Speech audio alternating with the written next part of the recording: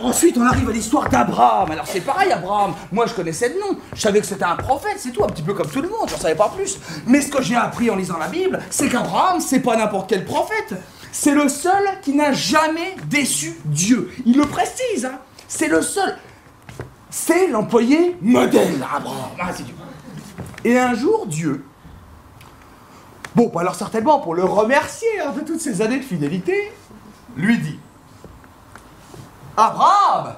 Il répondit: me voici! Ah, c'était pas les dialoguistes de Luc Besson à l'époque, hein?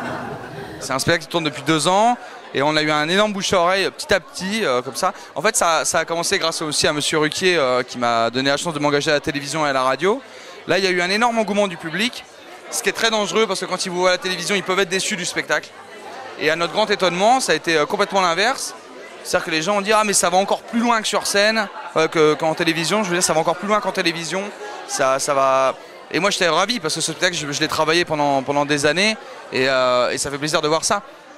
Quand ils furent arrivés à l'endroit que Dieu lui avait indiqué, Abraham éleva l'autel, disposa le bois, puis il lia son fils Isaac et le mit sur l'autel par-dessus le bois. Abraham étendit la main et saisit le couteau pour immoler son fils. Oh, c'est un bouquin quand tu vas pas bien, c'est comme ça.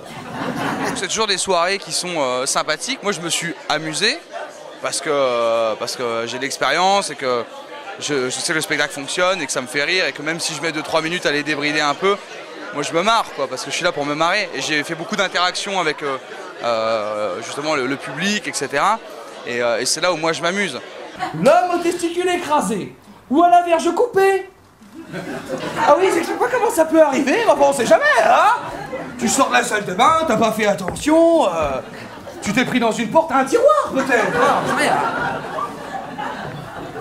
L'homme aux testicules écrasés ou à la verge coupée ne sera pas admis à l'assemblée de Dieu. Vous êtes prévenus?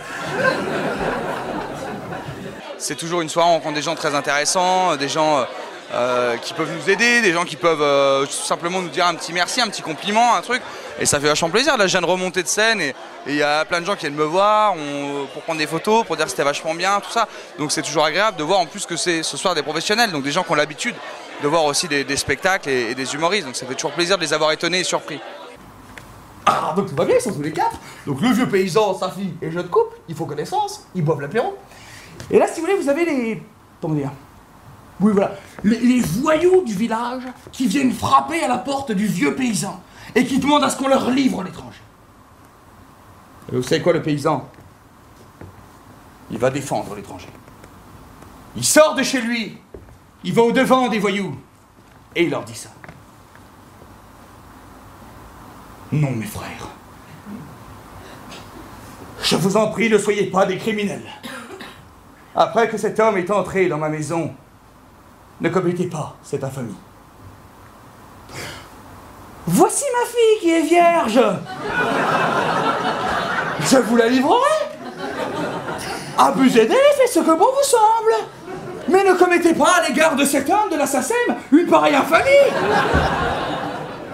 Je suis sur donc, de manière générale sur France 2 et sur Europe 1 avec Laurent Ruquier. On va se gêner dans On n'est pas couché. On n'est pas couché.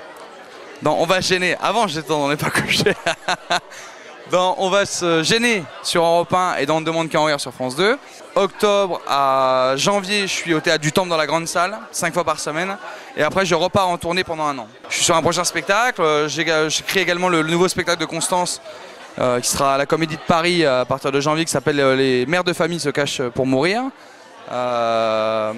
Puis quelques projets de cinéma aussi, on va voir si ça se passe. Mais en tout cas, voilà, il y a pas mal de choses en ce moment, c'est cool. C'est la partie émouvante dont je vous parlais tout à l'heure. Parce qu'il faut quand même se rendre compte de la situation. Hein. Le mec il ouvre la porte et il voit sa femme qui est en train de mourir à ses pieds.